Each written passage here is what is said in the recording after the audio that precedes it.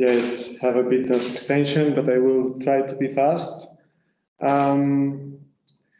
Yeah, so first of all, I'm going to introduce the cybersecurity role in Headstart. What is the particularities that that has cybersecurity in the Headstart method, and how we could enhance that in the procedure, and what would be the next steps. So first of all, we have to understand how is a project. So we have connected automated driving vehicles, and we want to validate for safety measures. So we have vehicles that has to receive the information from themselves to try to drive in an autonomous way, but at the same time, we want to provide them environment information, but where we are trying to consider these key-enabled technologies in the project. So we introduced V2X communication, position, and cybersecurity. But cybersecurity is kind of not a specific technology that provides functionality, so it's more there for a practice of preventing for the different systems that we could have, and try to prevent, mitigate, and detect security attacks. So what we did in the beginning of the project was to try to find different solutions in different projects. In this case, the colleagues from AIT, I know that work in different projects like Secretas, but as well in Headstart we work, for example, to Ensemble, that is a project connected to track platooning, and so there are different projects that could provide a feedback or a state on that of this part. And as well, we have different cybersecurity standards. We know the ISO 21434, but we have as well different inputs from different standards that could provide, for example, Panayotis talk about the common criteria standard at the ISO 15408, but we as well going to refer, for example, to different standards or different organizations that work for cybersecurity. And of course, this is the methodology that we have, and this methodology is a scenario-based methodology. So cybersecurity, it seems not well fit here in this procedure. So in this methodology, sorry. So we try at the beginning of Headstart to kind of put together these what we call key-enabled technologies like positioning, communication, and cybersecurity. So we try to address that in a specific part of the methodology. So, for example, here we have the database, okay?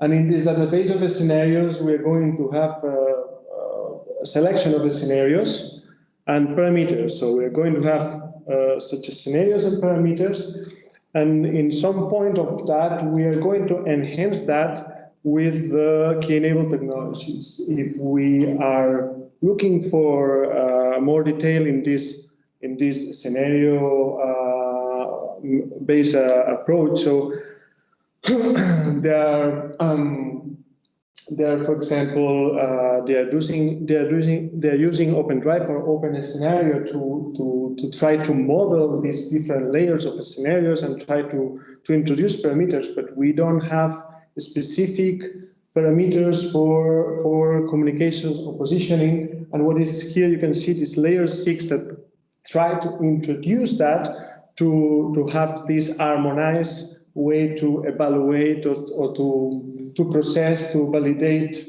functionalities for automated driving vehicles. And here we try to introduce different parameter distribution and the stochastic variation to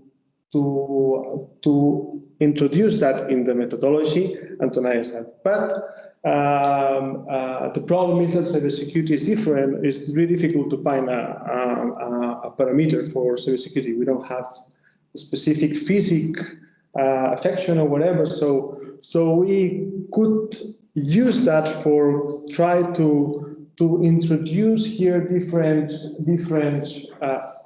do an adaptation of that to introduce specific parameters more in a Boolean way to say, okay, let's find we have a communication, we have the name service, so we could introduce this parameter as the communication stops or the communication it's continuing. So that was trying to fit cybersecurity in a method that was not planned to be for cybersecurity. And what's the question? So what level of cybersecurity we can cover in this methodology? Sorry. So we try to see, okay, how can we cover in a better way cybersecurity? So let's try to find ways to be more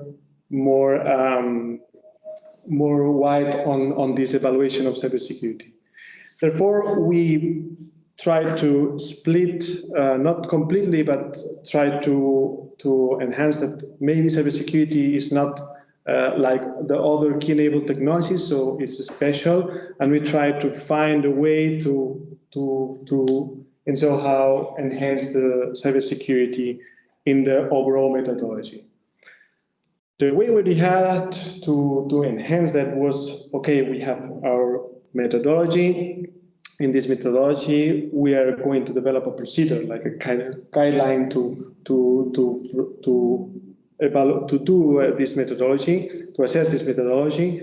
And here what we found is like, okay, we can in this procedure to define a specific task for cybersecurity that can not just be part on the running methodology in a specific parameter, that we can introduce in a specific parameter a setup of test list or scripts. So let's find a better way to assess cybersecurity in the entire life cycle of the product. So first of all, we realized, okay, what is the assets that we could process, or how these connected vehicles could be affected for cybersecurity going to vehicles that are going to be validated towards certification. So let's see which are the sets that we could define, and of course this is at least from ENISA we could have all kind of assets. Really, the list could be really detailed, but we try to focus on that ones that we could and somehow put in the same assessment when we are focused on the key-enabled technology. Then we tried to, okay, we could make use of this part enhancement of the key-enabled technologies on the specific methodology to when we are somehow introducing parameters, introducing as well different testing procedures that we could then assess cybersecurity there. Then as well, we can use it to kind of cross the line between cybersecurity and intended functionalities. In this case, SOTIF, we are talking about SOTIF standard. So we could as well find a way to use this for testing this kind of intended functionalities.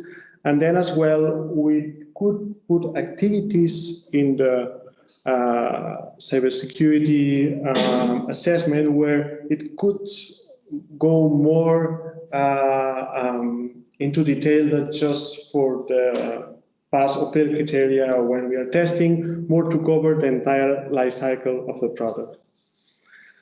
And here what I put is this the ISO 21434 as a guideline of this overall process of assessment of the cybersecurity life cycle. So we have our high-level process, and in the procedure we have a specific assessment, and we try to cover this evaluation of cybersecurity by trying to introduce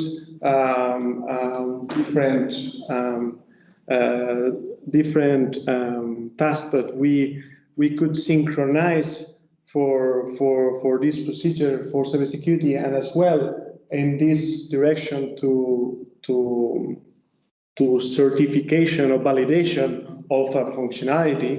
And here we as well try to make profit of this common criteria standard to introduce as well tasks that there can provide synergies to our project, and at the same time can we as well use it for different other projects in the next steps. So here the cybersecurity branch first is going to this selection of the security needs. This is the protection profile. What is called in common criteria is like make use of different security generic security needs that well done for a specific product that we can make use to introduce in our assessment of cybersecurity. Then define this target of evaluation of okay, we saw the list of assets of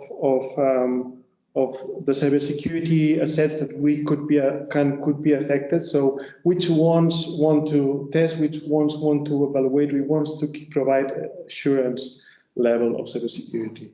And then after describing this target of evaluation, we implement that to a specific security needs for this target of evaluation that is called the security target, and is the implementation in our target of evaluation of this generic security needs, we call this protection profile. And for that, kind of provide some arguments that our product is secure.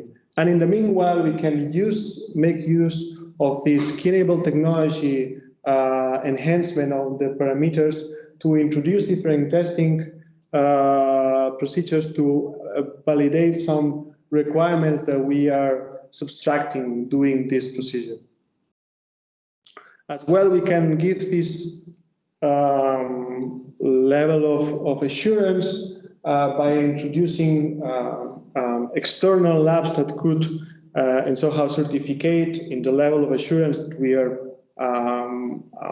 defining for our product to evaluate if this level is achieved, and in so how we can evaluate these results and introduce in the full procedure to evaluate the cybersecurity.